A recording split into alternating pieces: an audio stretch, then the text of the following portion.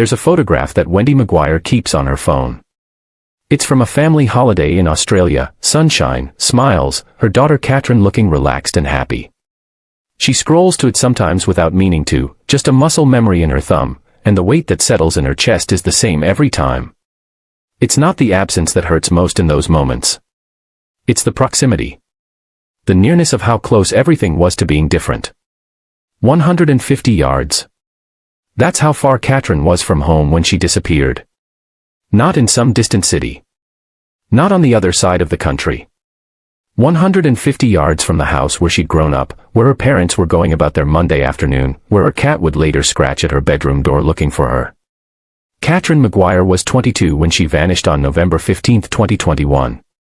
The story of what happened that day has been told in news articles and police appeals, broken down into timestamps and witness statements and CCTV footage. But none of that captures what it feels like to be the family left behind, holding on to fragments of a day that began normally and ended in a silence that has lasted years. This isn't a story about solving a mystery. This is about the quiet unraveling that happens when someone you love walks out of frame and never comes back. Before we start, drop a comment and let us know where you're watching from. We'd love to hear from you. If you enjoy true crime stories like this, be sure to like the video, subscribe, turn on the notification bell, and share it with someone who'd love it too. Catrin was quiet, her father Jerry would later say. She kept to herself but was up to date with her university assignments. She wasn't the type to draw attention. When cameras came out at family gatherings, she'd hide. But once you got to know her, she'd open up.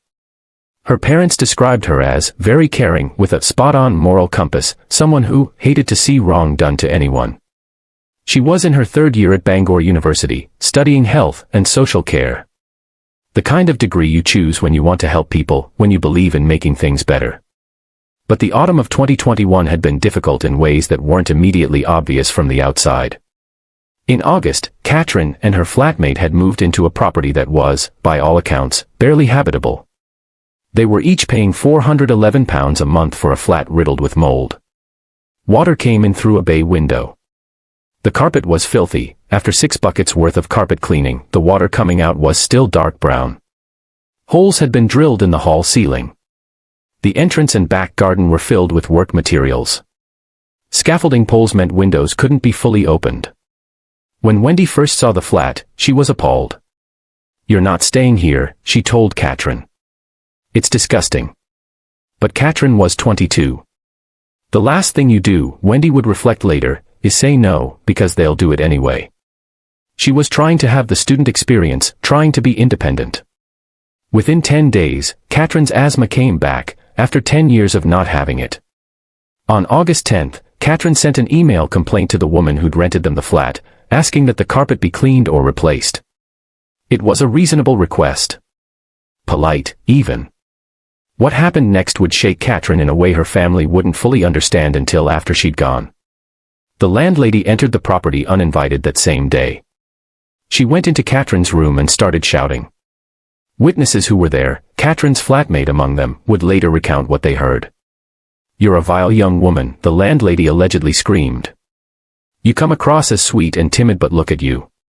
I expected better from homegrown." The woman then threw her own phone on the floor and stamped on it in rage before her partner dragged her out of the property.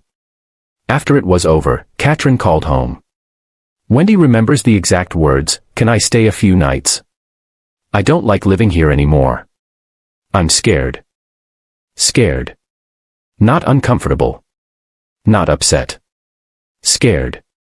Catrin stayed at the family home for about 4 nights. But she was torn.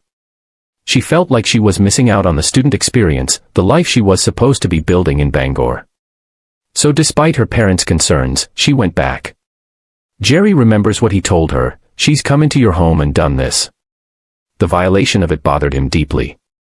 This wasn't just a landlord-tenant dispute.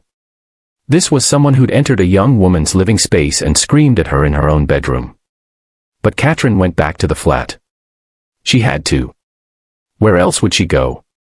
What her parents didn't know, what they wouldn't learn until it was too late, was that Catrin had started sleeping with a wedge under her bedroom door.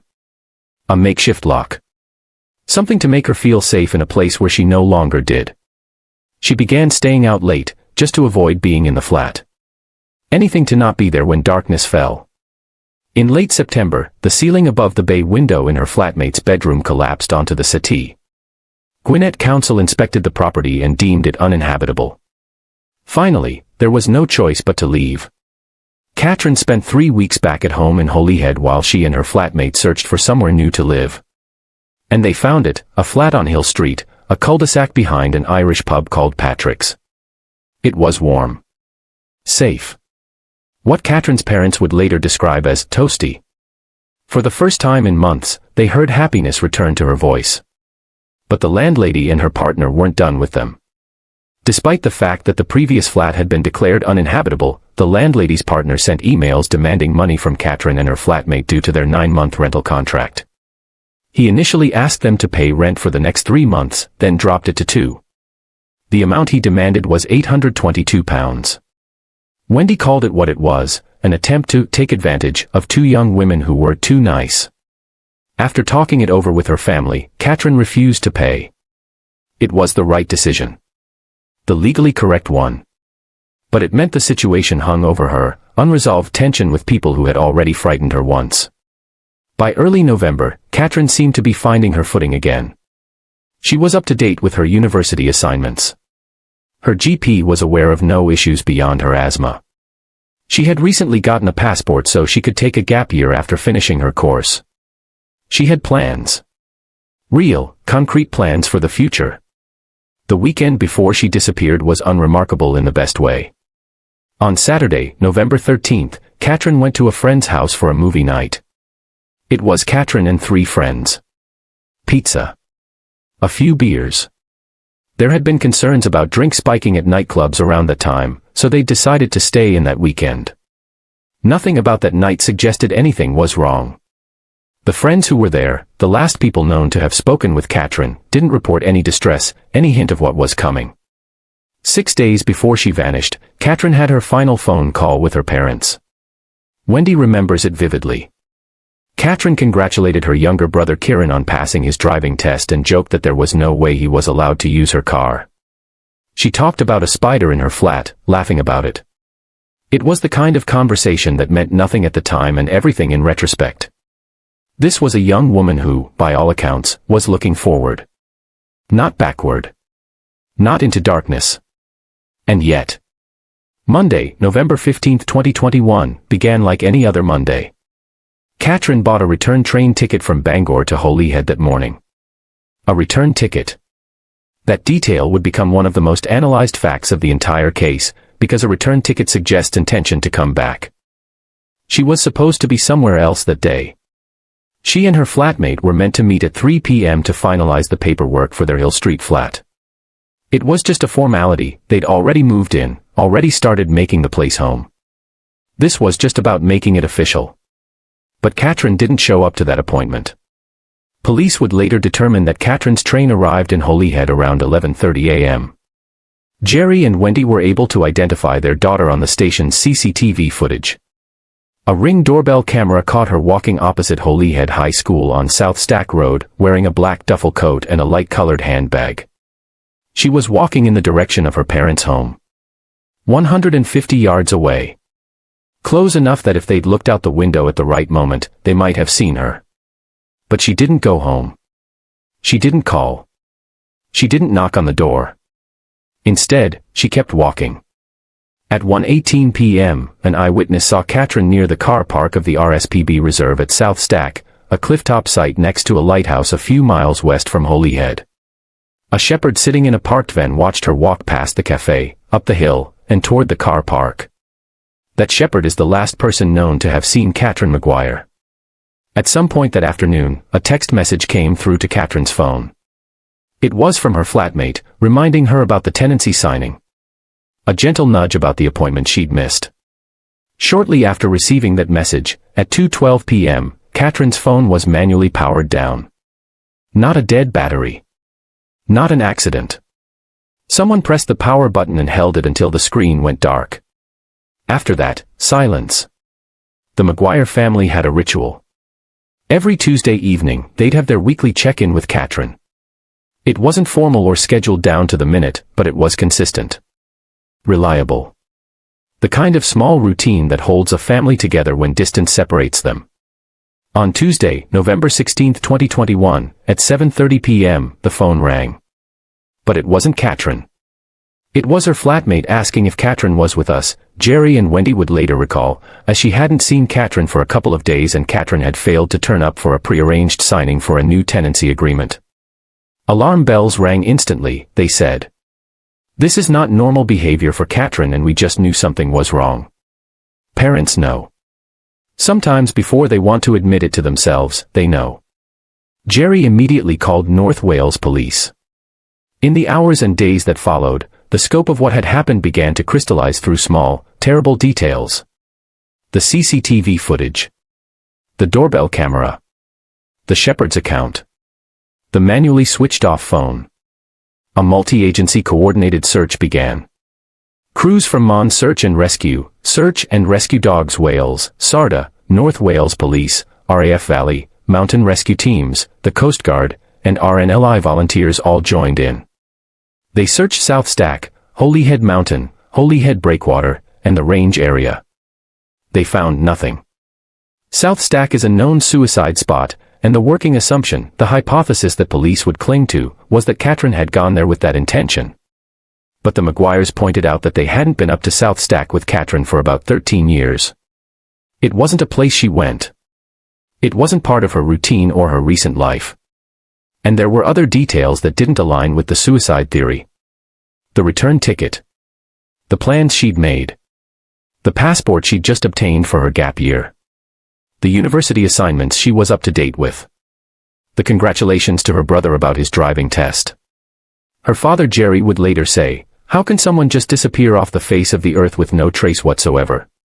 There was a massive air and sea search rescue, he continued, and volunteers from the RNLI went above and beyond for days and weeks afterwards, but there's just no sign of her. No body in the water. No evidence on the cliffs. No personal belongings left behind. Just absence.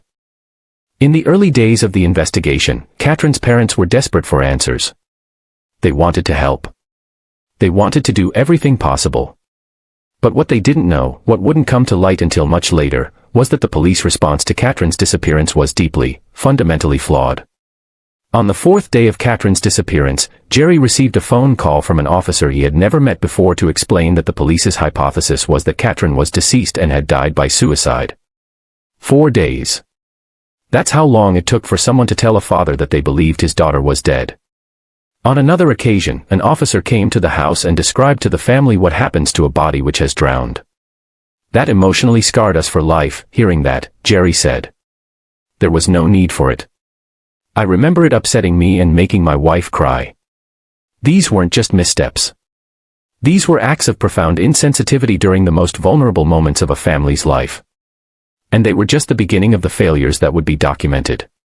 An internal report by North Wales Police would later highlight 6 critical errors in the handling of Catrin's case. Issues ranged from inadequate communication and the absence of a family liaison officer, to a call handler providing incorrect information, and 3 officers displaying unprofessional attitude and disrespect towards Catrin's family. But perhaps most damning was what happened with the landlady. You'll remember that Catrin had filed a complaint about the verbal abuse she'd experienced. That uninvited entry into her bedroom. The screaming. The phone thrown and stamped on. The Maguires had urged Catrin to report it to the police, and she had. But it took more than 2 months for police to arrange a time for Catrin to give a statement. The internal police report would later find that although there had been difficulties arranging a meeting and unforeseen operational commitments, it was not acceptable that Catrin waited more than 2 months to give a statement. Police also failed to interview the landlady or witnesses before Catrin went missing. Jerry and Wendy believed the feeling of being an inconvenience to police affected Catrin's state of mind. Think about what that means. A young woman who'd been frightened, who'd slept with a wedge under her door, who'd reported an incident to authorities, and then waited. And waited.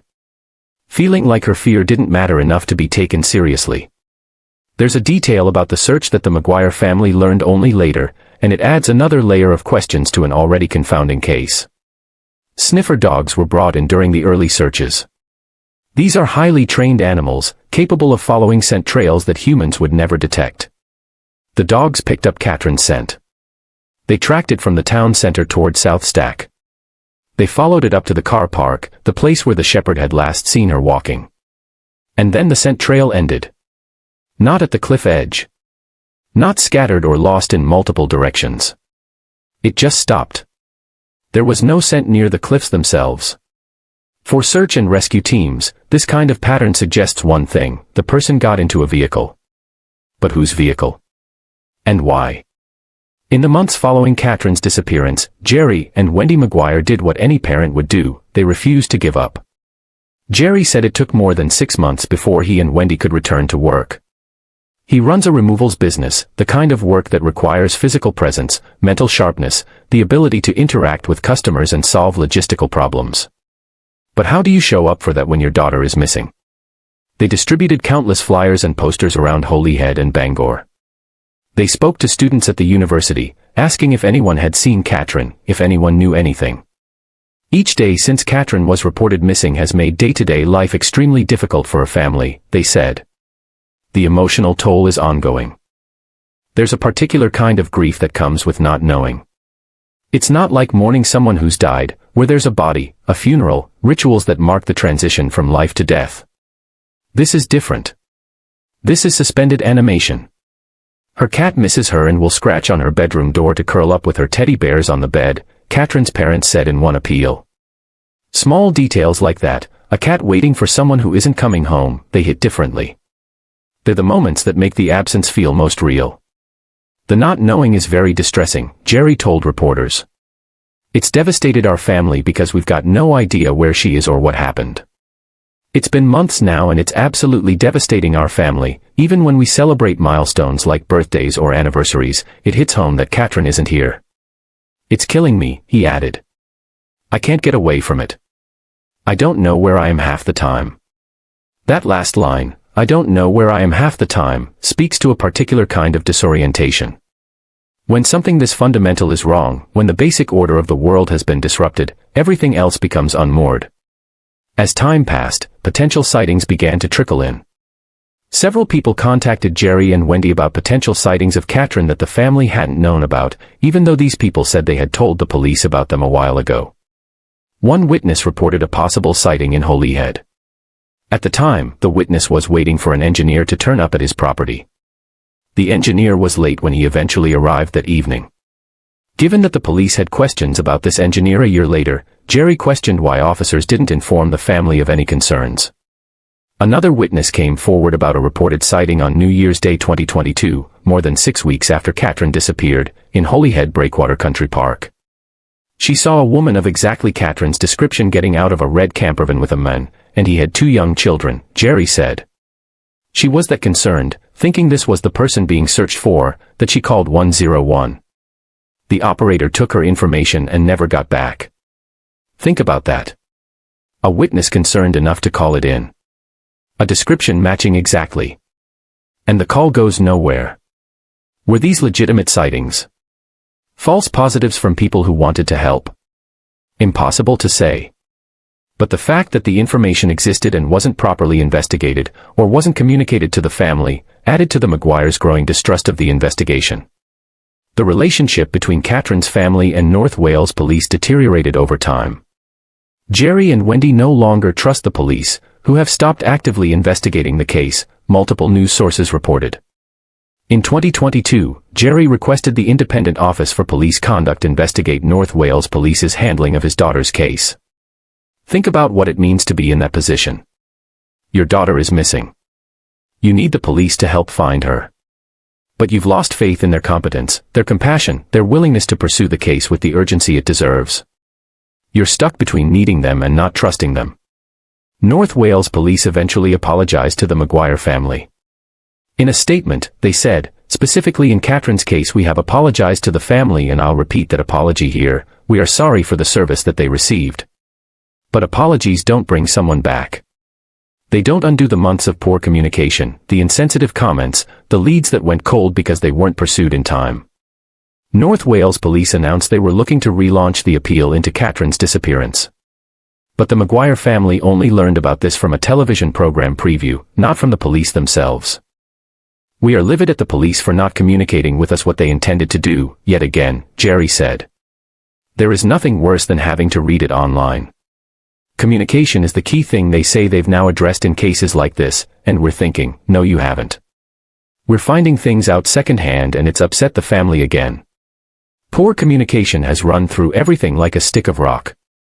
The family felt that talk of a renewed appeal was a token gesture driven by media pressure.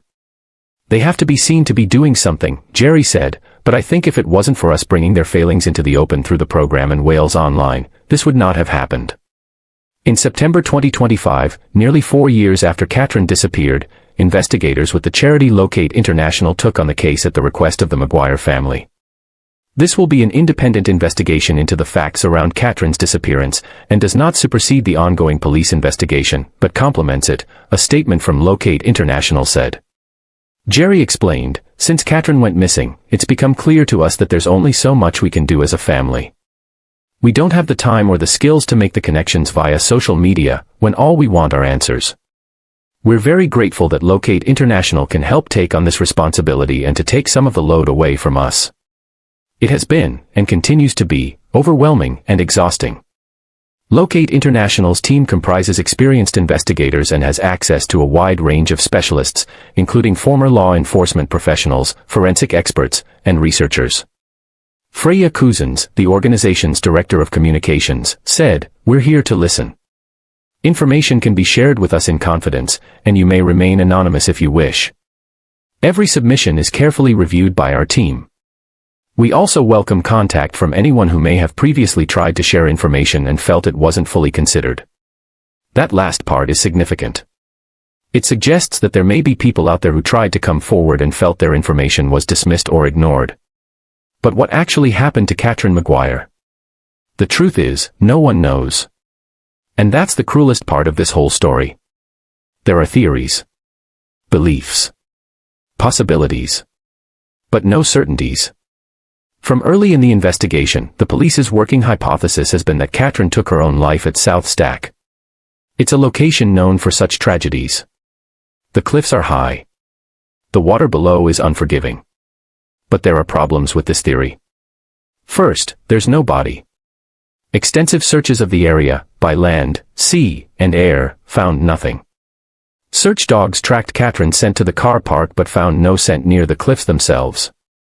Second, there's no evidence that Catrin was suicidal. Her father explicitly stated she had no known mental health issues. She had plans for the future. She'd just gotten a passport for a gap year. She was up to date with her coursework. She bought a return train ticket, suggesting she intended to go back to Bangor. None of this is definitive proof of anything. People can hide depression. Plans for the future don't preclude a sudden crisis. A return ticket might have been purchased out of habit or uncertainty. But taken together, the evidence doesn't paint a picture of someone who decided to end their life. So if not suicide, then what? One possibility that Catrin's mother has voiced is that she went to meet someone. The return ticket, in this interpretation, was insurance. She wanted it in case the person didn't show up, or if the meeting didn't go as planned. But who would she have been meeting? And why wouldn't she have told her family or friends?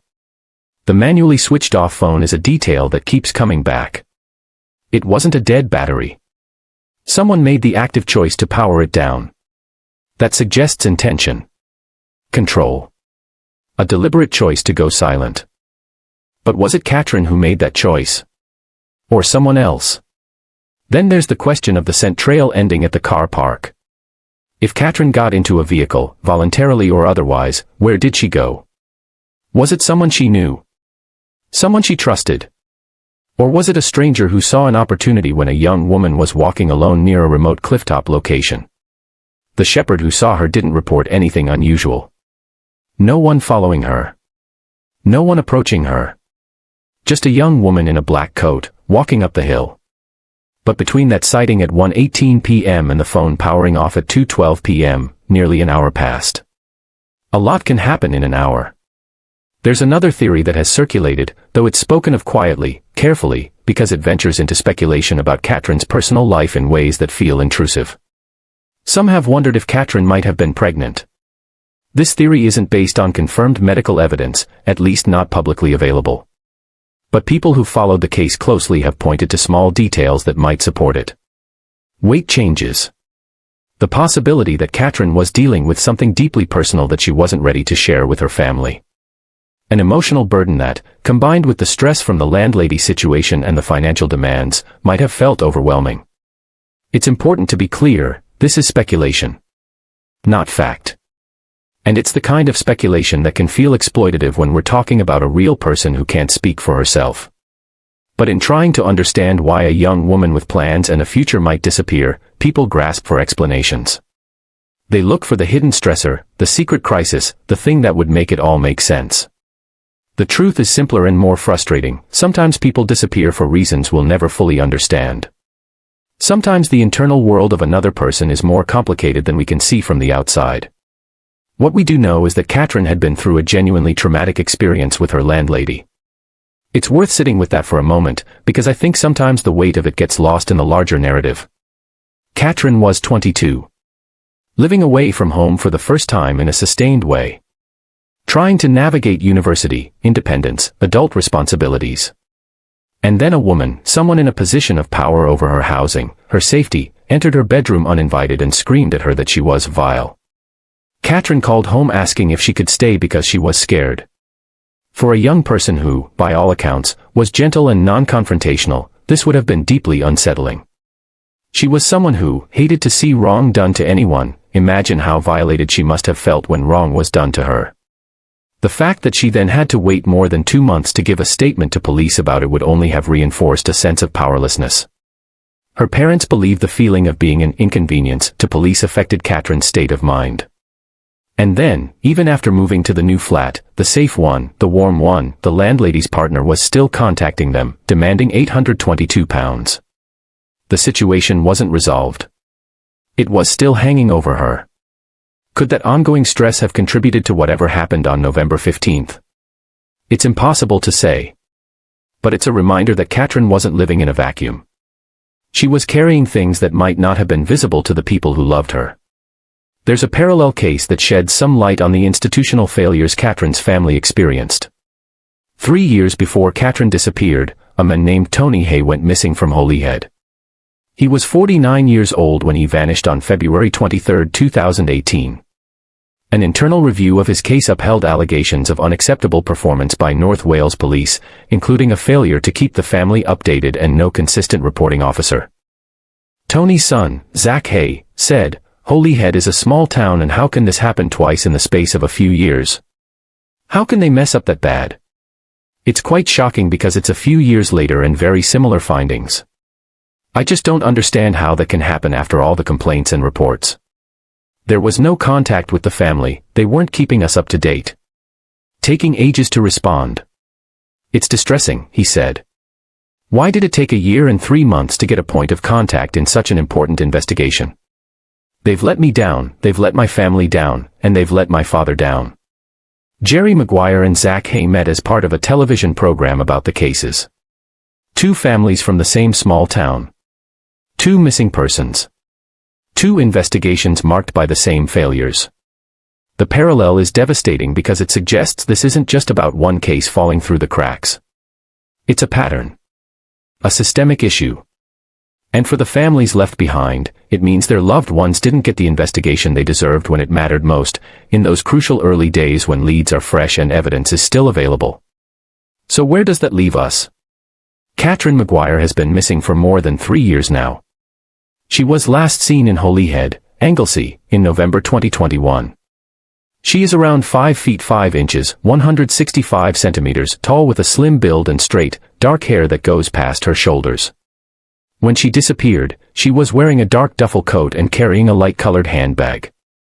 Her family believes she's still alive. That belief is both a comfort and a torment, because if she's alive, where is she? And why hasn't she come home? The Maguires' message to their daughter has been consistent: wherever you are, whatever has happened, just get in touch. Let us know you're safe. We miss you terribly. We love you and want you home and back with us. It's the kind of statement that has to account for every possibility. If Catrin left voluntarily and is reading this somewhere, they want her to know she's not in trouble, they just want her home. If something happened to her, If she's being held somewhere against her will, they want her to know they're still looking, still hoping, still waiting. And if, and this is the possibility no parent wants to entertain, she's gone in a way that means she'll never read these words, they want the world to remember that she mattered. That she was loved. That her absence has left a permanent wound. One of the hardest things about cases like this is the way they freeze a person in time. Catrin will always be 22 in the public consciousness. The photographs circulated in missing persons appeals show a young woman who looks like she should be in the middle of her life, not suspended outside of it. But if she's alive, she'd be 26 now. Her friends from Bangor University have graduated, started careers, maybe moved away from Wales entirely. Her younger brother Kieran, the one she congratulated on his driving test, is older now too, navigating young adulthood without his sister there to see it. Time doesn't stop for the people left behind. The world keeps turning. But there's a sense in which everything is still stuck at 1:18 p.m. on November 15, 2021, the moment that Shepard watched a young woman in a black coat walk past the café and up toward the car park. Everything after that is blank space. Unanswered questions. Theories without resolution. A Welsh-language current affairs program called Why Bid Ar Bedwar examined the police failures in both Catrin's case and Tony Hayes' case. When those failures were publicized, when they were put on television for everyone to see, North Wales Police announced they were looking to relaunch their appeal into Catrin's disappearance. But as Jerry pointed out, they have to be seen to be doing something, but I think if it wasn't for us bringing their failings into the open through the program and Wales Online, this would not have happened. It raises an uncomfortable question: how many cases only get attention because families are willing to fight publicly?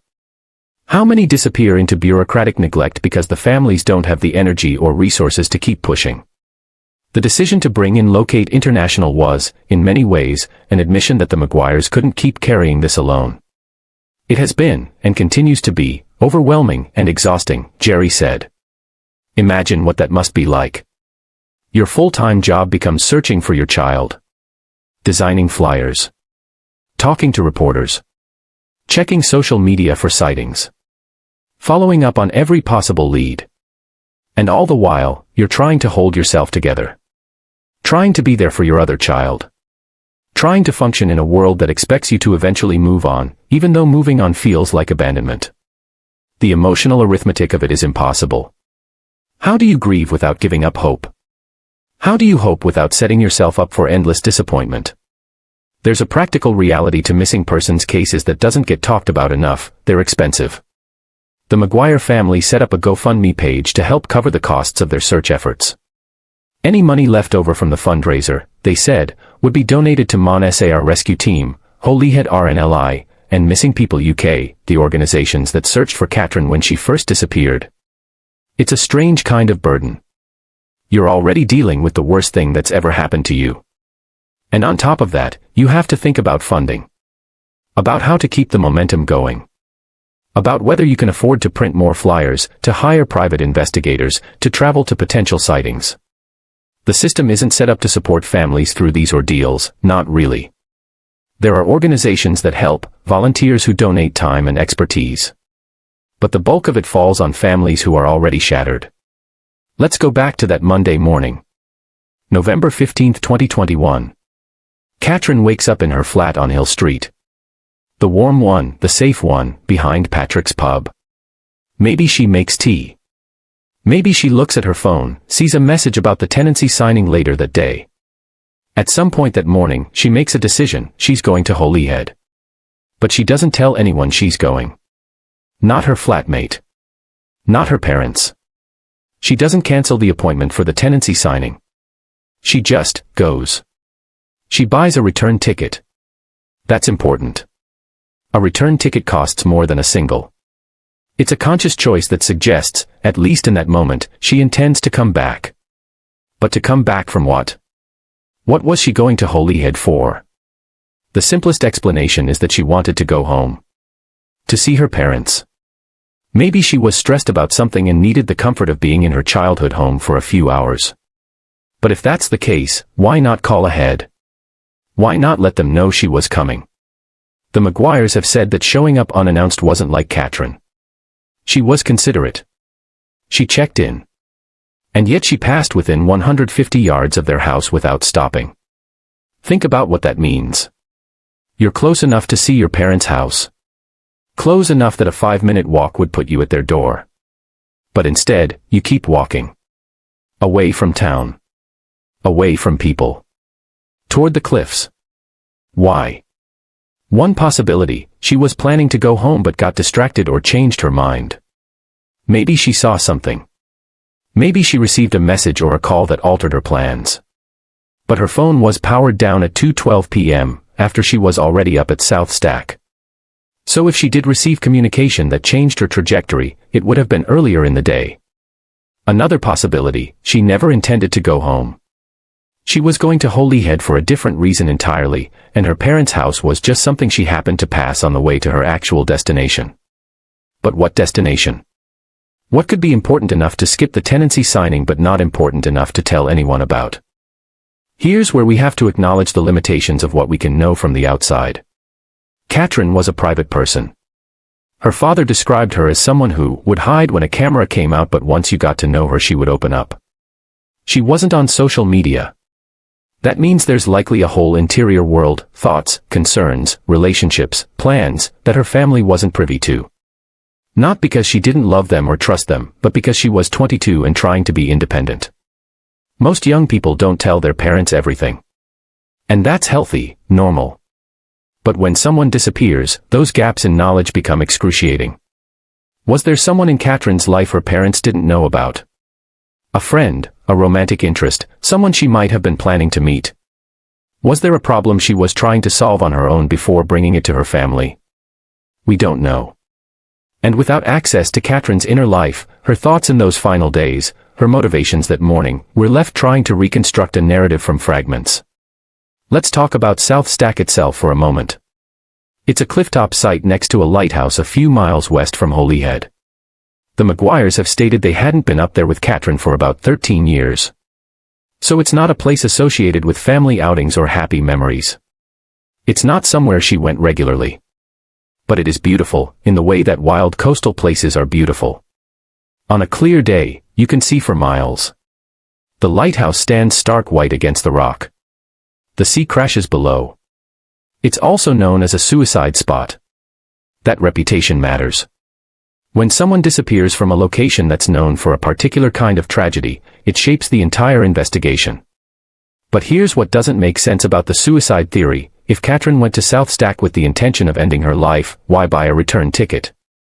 Why walk past her parents' house without saying goodbye? And most significantly, where is her body? Bodies that go into the sea in that area are typically recovered within days or weeks. The currents are well documented.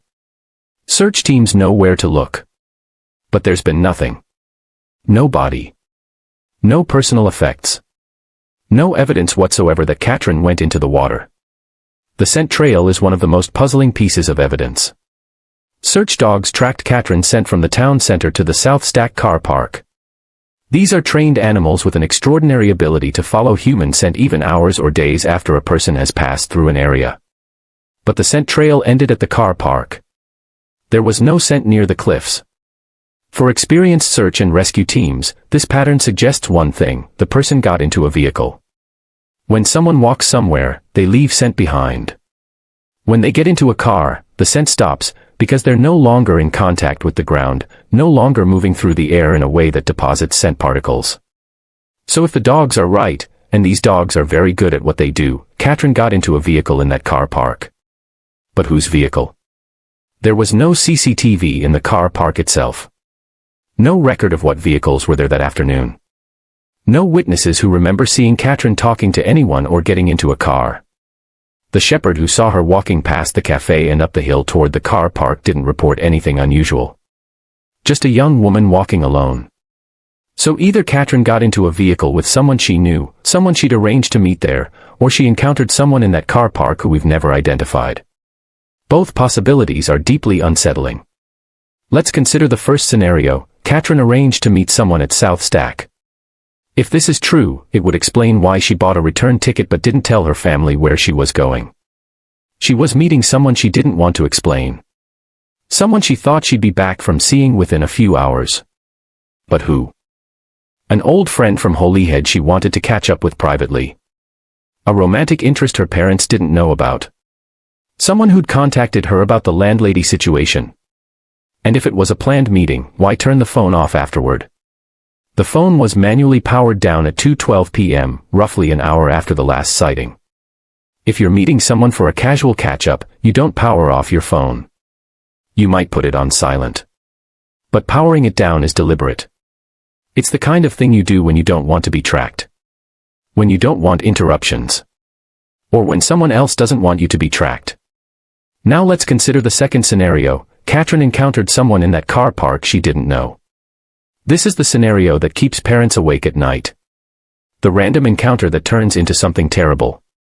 South Stack isn't exactly crowded, especially in November. It's cold. It's the kind of place you go if you're walking your dog, if you're a serious hiker, or if you're looking for solitude.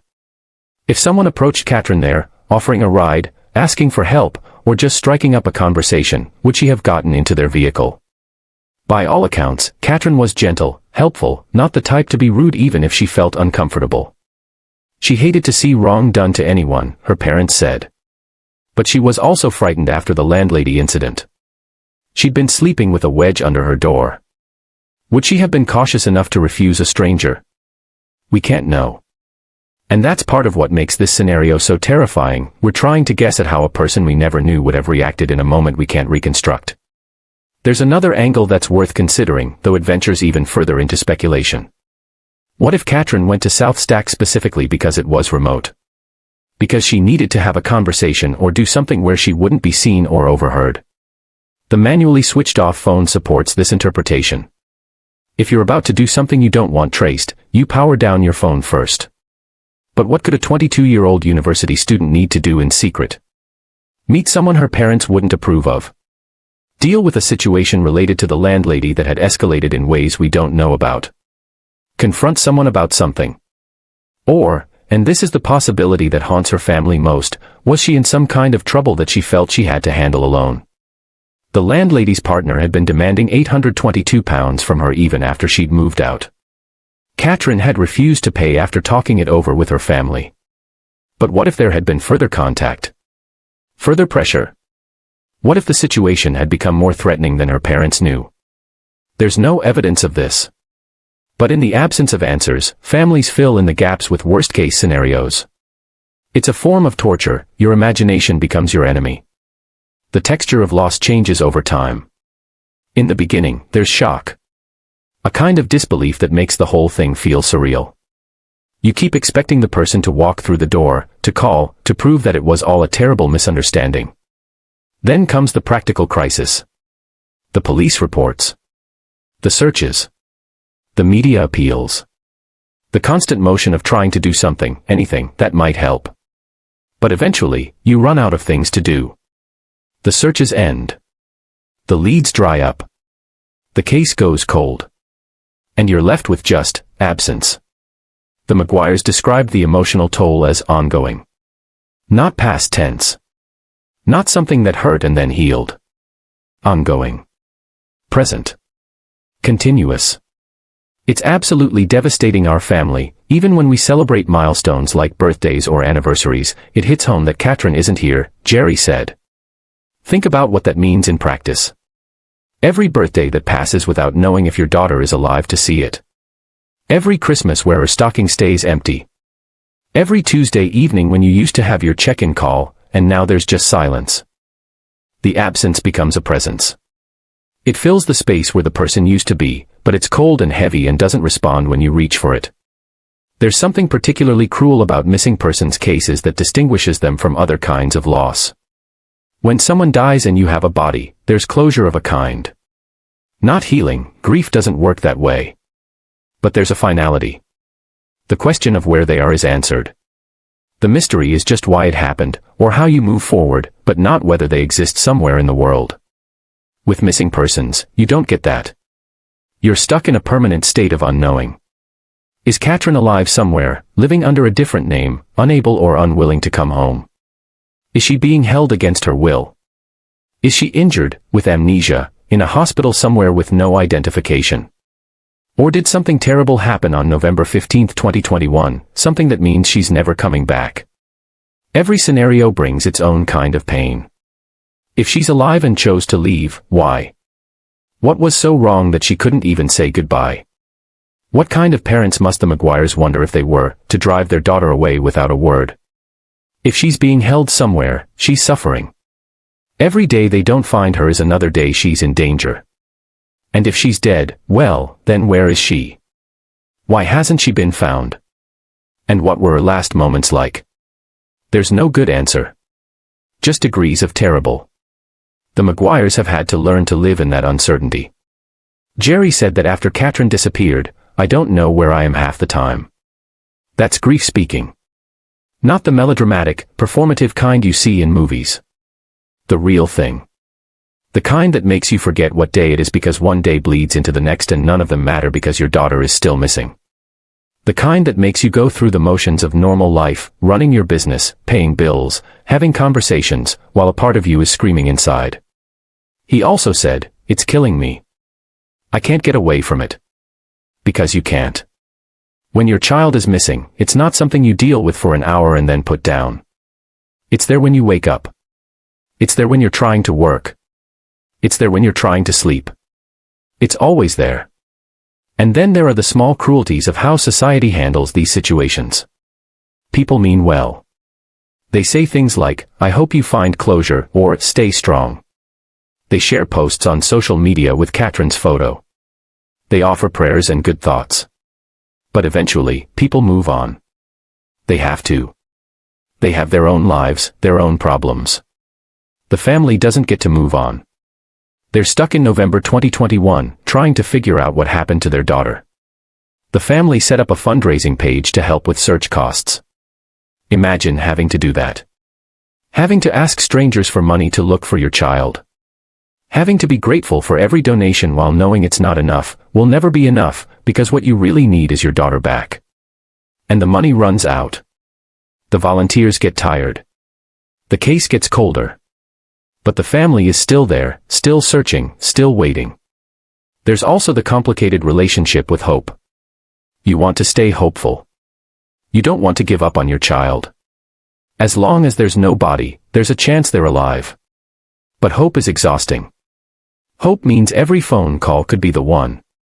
Every knock on the door could be her. Every potential sighting sends your heart racing. And when it's not her, when it's just another dead end, another case of mistaken identity, another day without answers, the disappointment is crushing. How many times can you get your hopes up before it breaks you?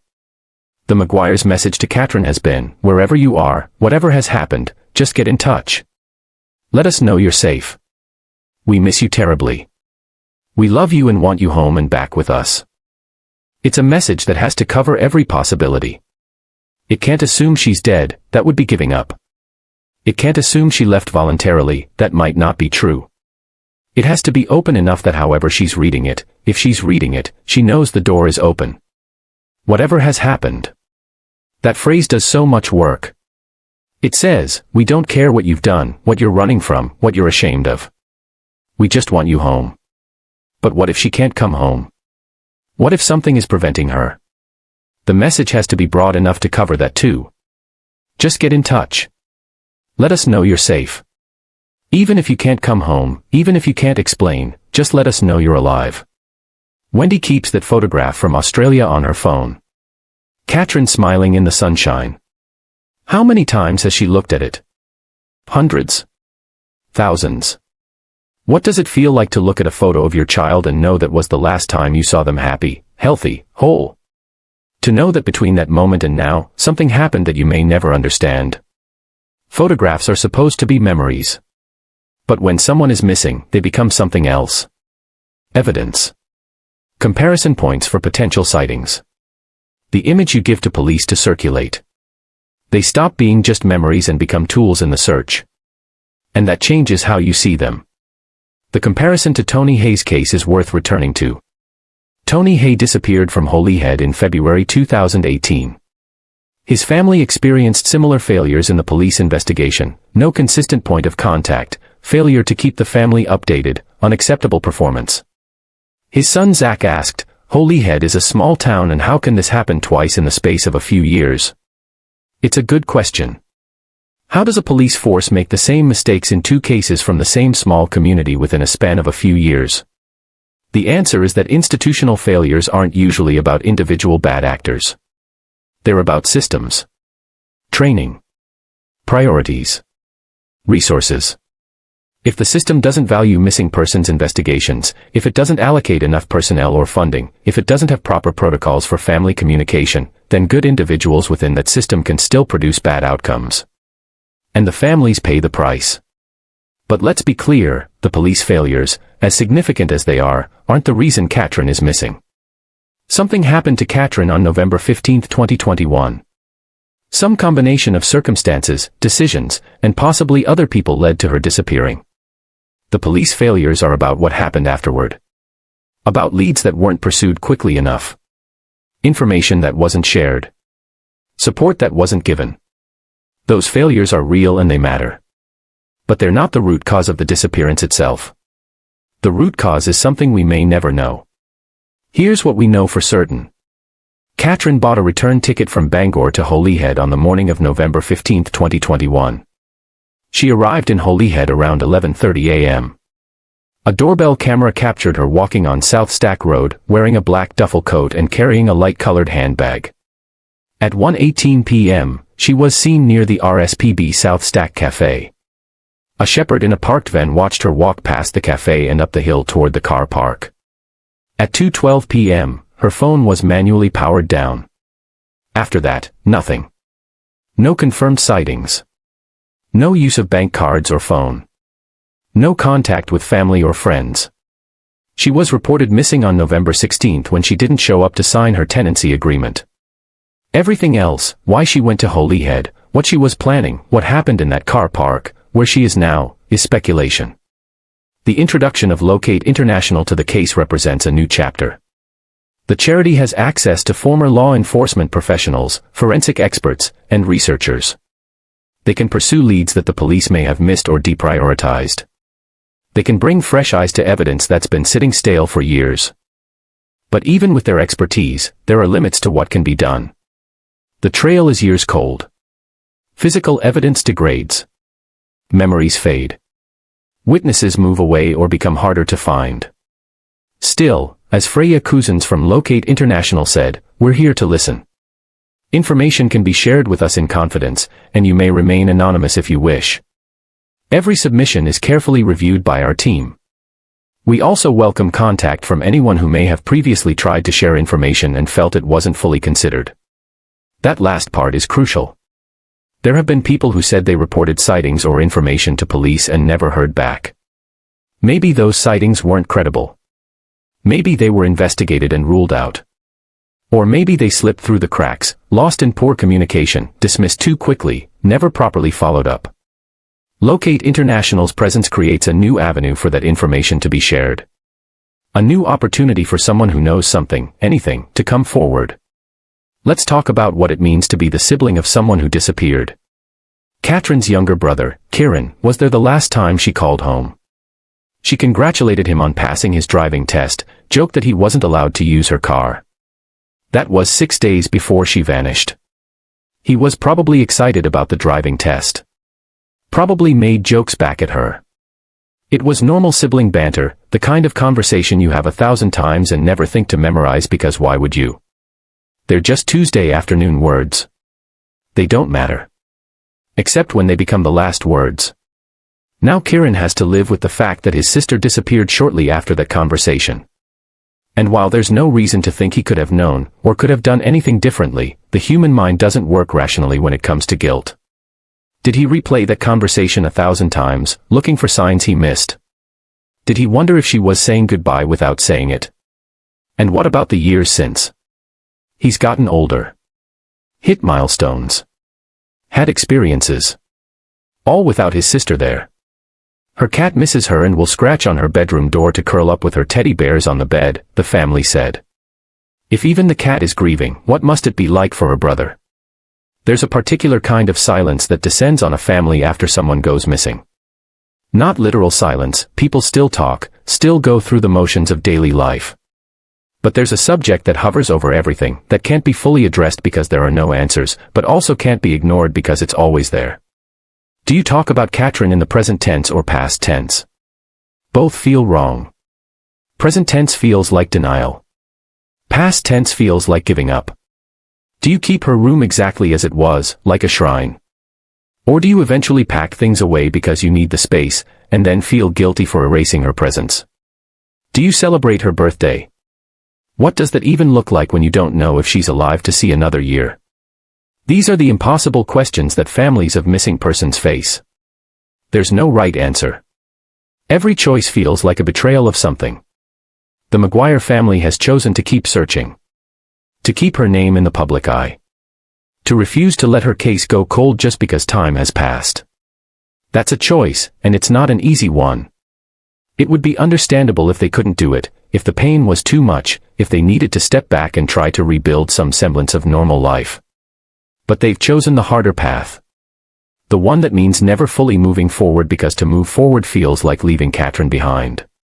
Jerry spoke about how overwhelming and exhausting it's been. How they don't have the time or skills to make all the social media connections, to follow up on every lead, to keep the momentum going. That's why bringing in Locate International made sense. It's an acknowledgement that they can't do this alone anymore. That they need help carrying the weight. But even with help, the fundamental burden remains. They are the parents of a missing child, and they may never know what happened to her. Let's consider what the best-case scenario looks like at this point. The best case is that Catrin is alive. That she left voluntarily for reasons we don't understand. That she's safe, healthy, and just, elsewhere. Maybe she's living under a different name. Maybe she's in a different country. Maybe she left behind her old life because something in it had become unbearable. If that's true, and there's no evidence that it is, but let's imagine, what would it take for her to come home? Time. Distance from whatever she was running from. A guarantee that she wouldn't face judgment or consequences. The Maguires have offered all of that. Wherever you are, whatever has happened, just get in touch, they've said. No conditions. No anger. Just come home. But if she's out there and hasn't responded to those appeals, it means either she can't respond, because she's being prevented from doing so, or because she doesn't have access to information about the appeals, or she's chosen not to. Both possibilities are painful in different ways. The worst-case scenario is that Catrin died on November 15, 2021, or shortly thereafter. If that's true, then somewhere, in the water off South Stack, or in a location we haven't identified, her body remains unfound. It's not impossible. Bodies can be concealed. Currents can carry them to unexpected places. Terrain can hide evidence for years. But it would be unusual. The searches were extensive and involved multiple agencies with specialized expertise. If she'd gone into the water at South Stack, the likelihood is she would have been found. Which raises the possibility that if she did die that day, it wasn't at South Stack. It was somewhere else. Somewhere she was taken. And that brings us back to the vehicle theory. The scent trail ending at the car park. The hour between the last sighting and the phone powering off. Here's a scenario that haunts me. Catrin goes to South Stack. Maybe she's meeting someone, maybe she's just going there to think, to get away from everything for a while. That would explain the return ticket. She plans to go back to Bangor later that day. While she's there, someone approaches her. Maybe someone she knows. Maybe a stranger who seems friendly, helpful. Maybe they offer her a ride back to town. Maybe they ask for directions and she gets close enough to the vehicle to be grabbed. Maybe they have a story. A dog is missing, can you help me look? My car won't start, can you take a look? Predators are good at creating scenarios where the victim feels obligated to help. And Catrin was someone who hated to see wrong done to anyone, the kind of person who would want to help if asked. Once she's in the vehicle, voluntarily or otherwise, everything changes. The location changes. The power dynamic changes. Her phone is taken and switched off. And then, what? This is where the scenario becomes too dark to continue imagining in detail. But it's a possibility that has to be considered, especially given the complete absence of evidence at South Stack itself. Alternatively, maybe the meeting was planned but went wrong. Maybe Catrin was meeting someone she trusted, or thought she could trust, and that person harmed her. Maybe there was an argument. Maybe there was a misunderstanding that escalated. Maybe her death was accidental and whoever was with her panicked and concealed the body rather than calling for help. Or maybe it was deliberate. Maybe someone had a reason to want Catrin gone. The landlady situation keeps coming up because it's the one source of documented conflict in Catrin's life. She was verbally abused. She was scared. There were ongoing financial demands even after she moved out. Police failed to interview the landlady or witnesses before Catrin disappeared, which means we don't have a complete picture of that situation. We don't know if there were threats beyond what's been publicly reported. We don't know if the situation had escalated in ways the family wasn't aware of. But suggesting that someone was involved in Catrin's disappearance is a serious allegation, and there's no evidence to support it. The police have never indicated that they suspect foul play from any specific individual. It's just that when a young woman disappears and the most obvious theory, suicide, doesn't fit the evidence, you start looking at who might have had reason to harm her. And the pool of people who had recent conflict with Catrin is very small. Then there's the pregnancy theory. Again, this is speculation based on observations rather than confirmed medical evidence. But multiple sources have mentioned it as a possibility the family considered. If Catrin was pregnant and didn't feel able to tell her family, that could explain a lot of behaviors. The trip to Holyhead without explanation. The need for privacy. The emotional burden she might have been carrying. Maybe she was going to Holyhead to meet someone connected to the pregnancy, the father, or someone who was helping her figure out what to do. Maybe she was going to tell her parents but lost her nerve at the last minute, which is why she walked past the house without stopping. Maybe the situation felt so overwhelming, pregnancy, landlady stress, financial demands, university pressures, that she felt like she needed to disappear. To start over somewhere new where no one knew her. But again, this is speculation.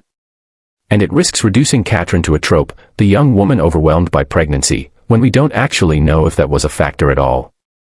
The truth is, we're grasping at explanations because the absence of explanation is unbearable. What strikes me most about this case is how close everything was. 150 yards from home. That's less than 2 minutes on foot. The distance across a couple of football fields. She was right there. Close enough that if her parents had happened to look out the window, or decided to take a walk at that exact moment, they might have seen her. They might have called out to her. The whole trajectory of that day might have changed. But they didn't know she was there. They didn't know to look. And that's the cruel randomness of it. The tiny moments and missed connections that, in retrospect, feel like they could have changed everything. There's a question that I think needs to be asked, even though it's uncomfortable. Do we want to find Catrin? Of course the immediate answer is yes. Her family wants her found. The public wants resolution. The police want to close the case. But think about what finding her might mean at this point. More than 3 years have passed. The most optimistic scenarios, that she's alive and well somewhere, seem less likely with each passing day. If she were alive and capable of coming forward, wouldn't she have done so by now? Wouldn't she have at least sent some signal that she's okay? So finding Catrin, realistically, might mean finding her body. Confirming that she died. Answering the question of what happened in the worst possible way. Is that better than not knowing? For the family, maybe. Closure, even painful closure, can be better than endless uncertainty.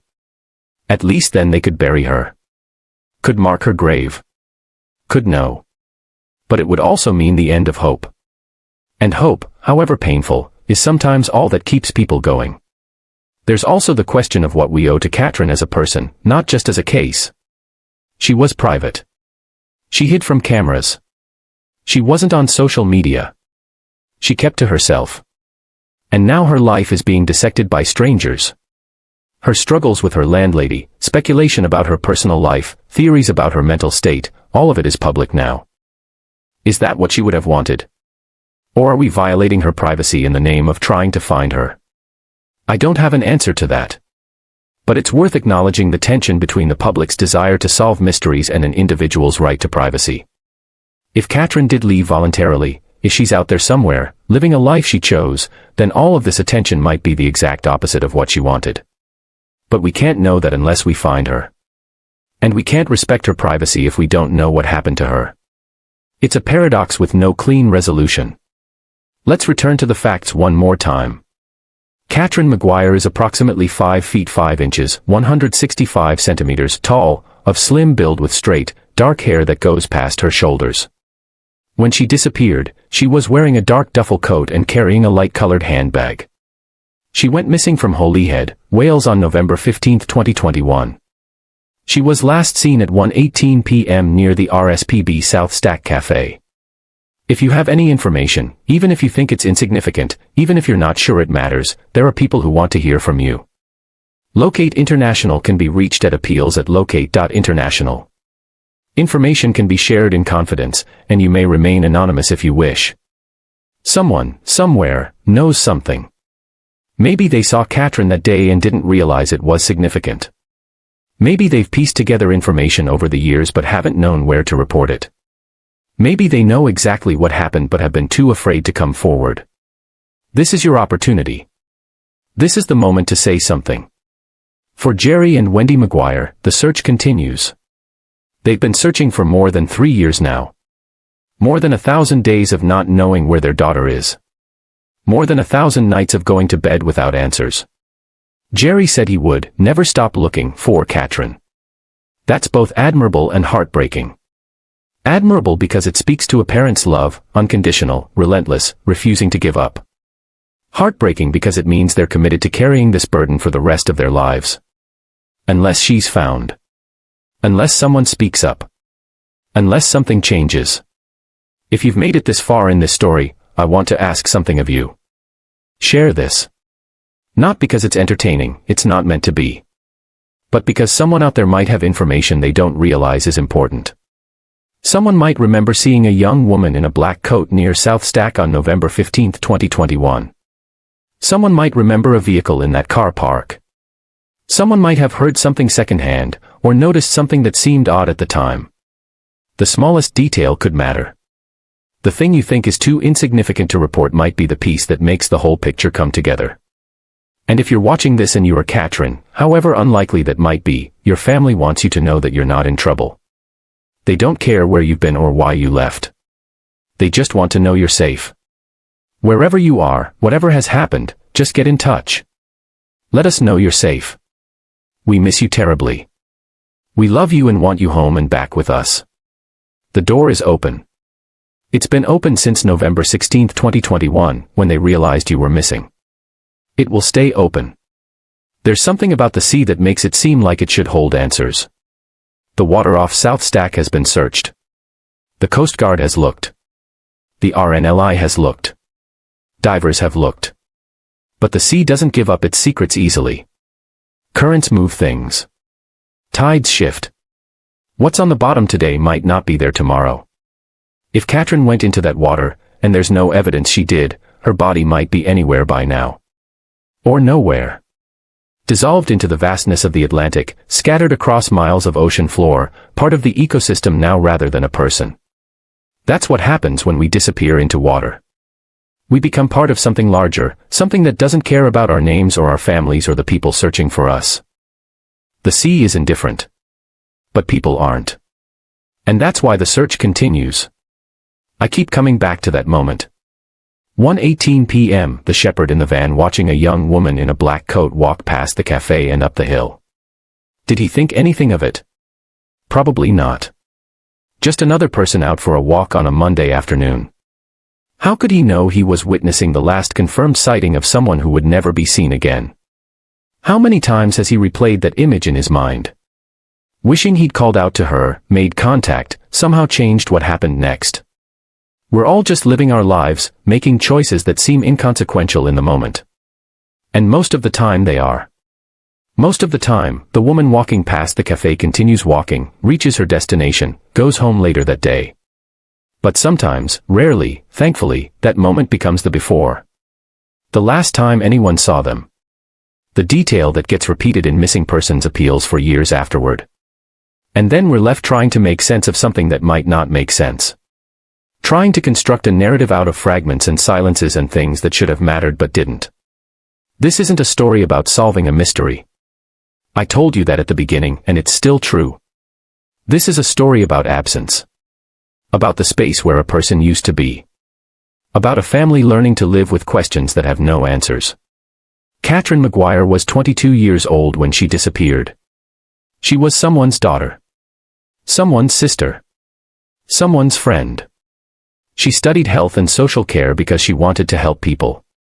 She was quiet but opened up once you got to know her. She had plans for the future, a gap year, maybe a master's degree. She had a whole life ahead of her. All those moments that should have happened and didn't. All those conversations that will never take place. All those decisions she'll never get to make. And somewhere, in the water, in the ground, in a place we haven't looked, or perhaps still living under a different name, she exists. Or existed. Or will never exist again. We don't know. And that not knowing is what makes this story what it is. Not a mystery to be solved. Just a wound that won't close. If you found this story meaningful, please take a moment to share it. Subscribe to the channel if you haven't already. Leave a comment sharing your thoughts, especially if you have any information that might help the Maguire family find answers.